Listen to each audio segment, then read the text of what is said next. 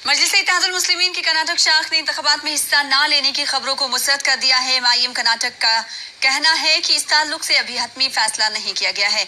हल्का असेंबली गुलबर्गा से एमआईएम के ऑफिशियल उम्मीदवार वहाज बाबा का कहना है कि पार्टी कर्नाटक इंतखाबात को संजीदगी से ले रही है।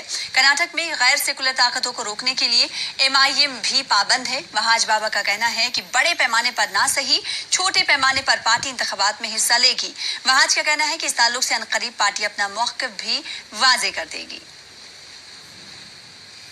दो बातें शुरुआत में की गई थी कि 60 सीट 100 सीट खड़ा करने की, यकीनन वैसा तो होने वाला नहीं है।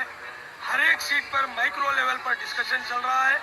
फिस्ताई ताकतों को रोकने के लिए हर मुमकिन कोशिश की जाएगी। अब जो ये रूमर्स है कर्नाटका भर में मजलिस इत्तेहादुल मुस्लिमीन इंतखाबात में हिस्सा नहीं लेंगी, ये बिल्कुल गलत है, बेबुनियाद है और गलत है। इंशाअल्लाह ताला 10 या 11 तारीख 11 अप्रैल तक तमाम चीज़ें वाज़े हो जाएंगी।